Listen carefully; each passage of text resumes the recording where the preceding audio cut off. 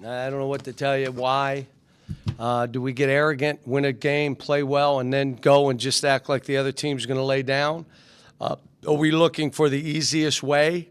I don't want to come in every day ready to play. I just wanted to – when you have a chance to being a special team and individually you have a chance to change your life forever, and you just I didn't feel like it today. I don't get it. I don't understand it. This team bringing DJ off the bench was for one reason. I needed to get him going. So I wanted him to be the point guard. So when he went in, he handled the ball.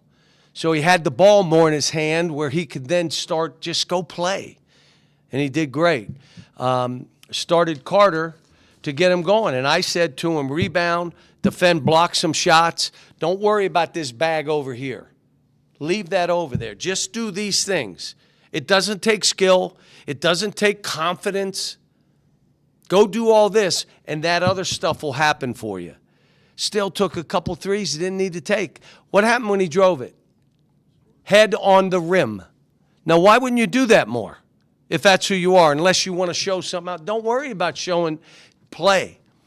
Malik's getting better, but we need more motor from him, more toughness from him. But he's way better. I kind of like Malik Thomas starting. I thought it was pretty good for him, too. And I took Darius out in the second because he was going through the motions of playing. Well, then you're not playing. I don't care who you are. You're going to sit and watch the game now. And then he went in. He was mad at me, and he played well because he was mad at me. And he thought I was like, yeah, he won't like. No, I love it. Be mad at me all the time. Just play like that. My point to him is, instead of just worrying about being a really good player, how about be the best player in the country? That means you got to come every game, and you can't over-dribble. Just pass the ball or make a play. You're going to get your shots because of how we play. And that's what I was saying to him. But, TB, you play that way. How many guys in the country are like that at 6'10"? Who? Well, then why wouldn't you play that way? Well, I just, it was just one of those. I had a bad night. What? Not when you're that good. And that's why I'm not settling. If you would have been at practice yesterday, I wasn't friendly. And I come back to, I learned this from Larry Brown. You never leave the gym where you're, I'll use the term, pissed off by yourself. You make sure everyone in the building is, including assistants, the trainers, the managers, every player, when you leave, you don't ever leave by yourself that way. You make sure, and everybody yesterday left that way.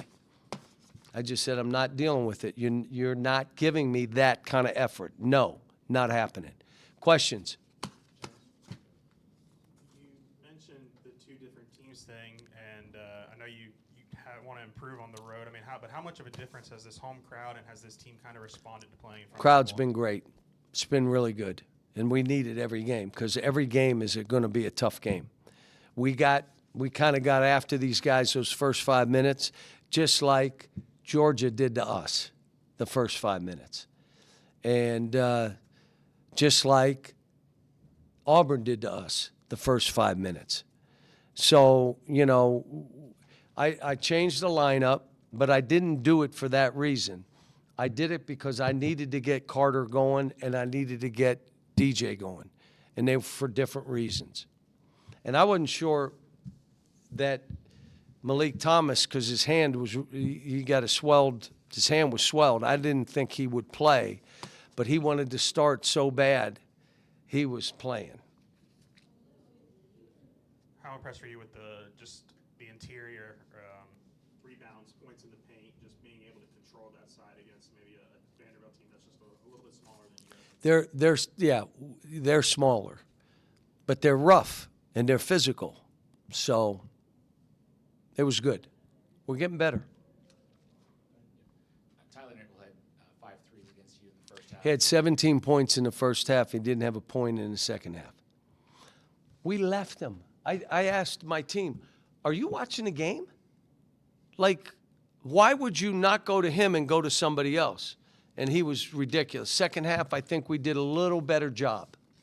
But he's having a heck of a year. And so is Tanner. Unbelievable year, both of them. Yeah, I mean, almost halfway through SEC play, how much more tooling of the starting lineup and guys' roles do you Well, see that's this not team half, doing? is it? How many more games we have?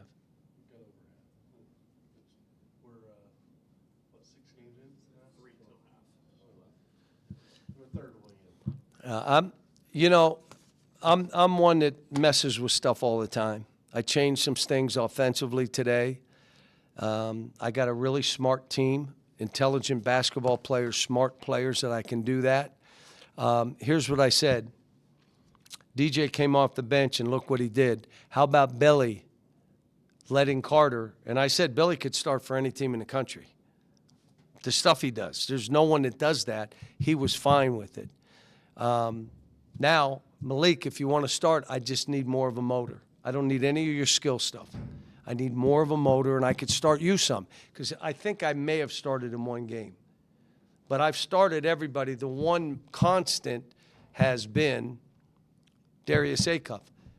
And he should be. He's that good. And for saying that you have 2 different teams, I mean, how are you planning to get this version of your team to show up again on Saturday? I told him after. Like everybody says you guys play really well and then you get arrogant. You got to prove that wrong. But, you playing on the road, I told the team there's 2 things that define your team. One is going on the road and playing your best basketball. Doesn't mean you win, but you're playing your best basketball on the road, and everybody knows it. Everybody watches it, and they say, man, these dudes here, they go on the road and play just as well. That's how you define your team. Second way is shoot 36% and win. That defines your team. That means you got tough, hard-nosed dudes that'll do what they have to win. We're not quite there yet because if 2 or 3 of your guys aren't that way, it's hard to be that way. You shoot 36%, it's going to be a close game. You mentioned you like Malik Thomas starting. I guess just how did you see him take on that role? And I guess just how much have you seen him grow since SEC play? He's been pretty good because you have to admit he's been one of our best players. And he's come off the bench. But I've had some players better than him come off the bench for me. And it didn't hurt him. It made him mad. And they're still mad at me today. You didn't start me, but think about it. If you're going to play 27, 28 minutes, does it matter? Ego. It does. And the people around you, it matters. But, he deserved it, but I did it more for DJ to get him going than I did it for Malik Thomas. All right, Coach, thanks, guys. What? Go ahead. You talked after the game a lot of one-on-one ball tonight, 20-something plus assists. What'd you like out of the ball movement in the game? Well, I didn't quite hear what you were saying, but our whole idea was sometimes you pass the ball just to pass. We still have 1 or 2 guys that catch it every time and do what? Bounce it. You don't. If you catch it, shoot it, drive it, pass it. If you can't, when that ball moves and we drive and it's kicked and we're really good, but I don't like playing that way. We had 6 guys in double figures. We had 25 assists. What did we have? 25 assists playing that way against a good team. Obviously, they're top 15. They were top 10 for 5 weeks. So, all right, let me get home, guys.